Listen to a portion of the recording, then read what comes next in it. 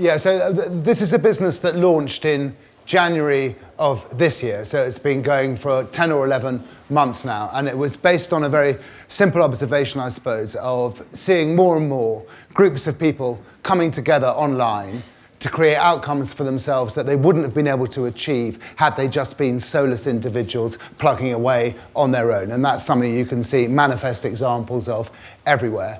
And I guess aside from the kind of tech piece, it comes back to a basic human observation about all of us. Everyone on Earth has hopes, dreams, desires, aspirations, whatever they may be. It might be a material thing, it might be a service that you require, it might be an experience you'd like, it could be a cause that you believe in, it might be a specific piece of advice that you need, absolutely anything. Everybody has those things, from a shoeless orphan in Tanzania to the world's most affluent hedge fund manager. That's the first kind of observation, I suppose, on which the business was predicated. The second thing is, whatever it is that you're hoping for, someone else somewhere is going to want the same thing. And increasingly, the fact that you may be separated by an ocean or live in opposing parts of the world is becoming less and less important for reasons that we all understand. So that was the second observation. The third observation is that the more people who want something, the more likely that thing is to manifest. Many voices are louder than one, and the louder a voice is, the more impossible the voice becomes to ignore. So I was thinking about it for a while, and I was thinking, wouldn't it be good if there was a space, a dedicated space where you could go online to post and share with the world the things that you most wanted? And I messed around with that conceptually for a while, and it kind of ended up, paradoxically, feeling slightly lame and a bit empty and like an echo chamber for half-remembered ambitions or forgotten dreams that people had. And so I was thinking to myself, how can we kind of kinetically energize this thing? How can we make it something which feels like a place rather than wistful ambitions that may or may not be achieved, something real and meaningful? You can see here, there's a chart, and this goes on in a limitless scroll. As I say, we've done something every 24 hours since the 4th of January this year. And a journey of 1,000 miles starts with a single step. So don't get me wrong, it's not some like miraculous Disney-style "will make all your dreams come true" app. It's the absolute antithesis of that. What we're saying is, if you have this aspiration, don't just have it as a kind of wistful, like I say, metaphysical thing in the back of your head. We're here to help you actually make some progress towards it. And so whatever it is, and we've done 325 of them today, as I say, every day since the 4th of January, whatever it is you're wishing for, there's something that we can kind of do in order to make that thing, which would otherwise be a kind of thought or a notion in the back of your head, in order to make it real and three-dimensional, even if it's just getting you the first couple of steps in the direction of whatever that ambition was. So the site is relatively simple in terms of its navigation. I'm showing you the desktop version here.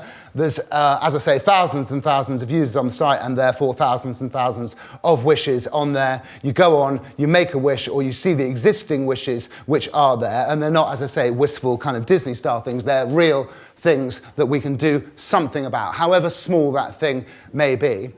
They're all on there. As I say, you either join one or start a new one of your own. But critically, as I say, the actual point of difference is that we do something about it. And it may be that we do a slightly tongue-in-cheek thing, it may be that we do a really serious thing, it may be that we link up with a brand, it may be expert opinion that we solicit, but every 24 hours something is happening. So there was a thing here, I wish the Nigerian government would do more about the missing schoolgirls, you know, the ones that were kidnapped by the Islamic fundamentalists. What we did then was a kind of dawn raid on the Nigerian embassy in London, where we wrote a name of each of the individual missing girls who'd been kidnapped and taken to this forest in northern Nigeria, put it on a post-it note, and as a kind of statement, left those post-it notes on the door of the embassy round about 6 a.m. before anyone kind of woke up. This was someone wanting a half-decent boyfriend, as she put it. So we put this sign, a missing sign, on a lamppost in, we just put one of these, yeah, and this went all over Twitter.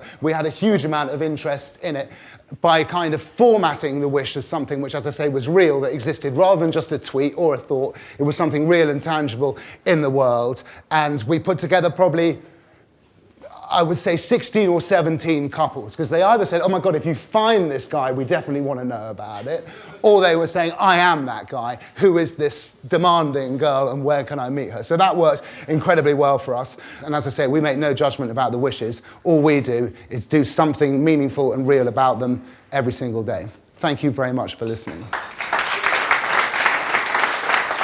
Hey, I think it's a really good idea, by the way. Thank you very much. But I was just wondering, who actually decides what the pick of the day is?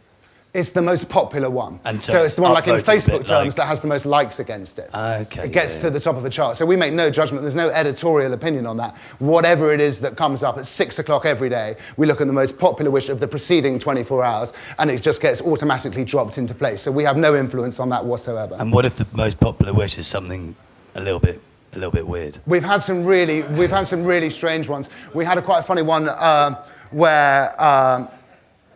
What's she called? She was on The Apprentice. Katie Hopkins, you know the person I mean, kind of right-wing columnist, a real pain in the arse.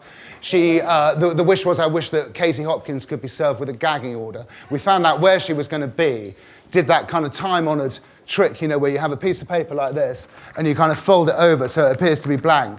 Had someone pose as an obsessive fan of Katie Hopkins, not that she has any obsessive fans. So, can I get your autograph? She signed it and then revealed the fact that here was a kind of disclosure where she was agreeing to like withdraw from public life. So some of the things, if the wish is clearly an ironic thing or it's made in a tongue-in-cheek sense, our response is an ironic thing. If the wish is a totally sincere thing, so the wish today was that people with Asperger's syndrome, you know, a form of autism, could find it easier to find dates and fall in love and develop relationships. So that's like a serious thing. So we would never, obviously, it'd be massively crass to do a tongue-in-cheek response to that. So we do something very serious. So the tonality of it and the kind of type of response is dictated by the tonality and the type of wish that it is. So that enables you to have a great flexibility. So across a week, a couple will be sincere, a couple will be tongue-in-cheek, a couple will be helpful, a couple will be informative, whatever, you know. Big round of applause for Bill. Thank you very much. Thank you. Thank you.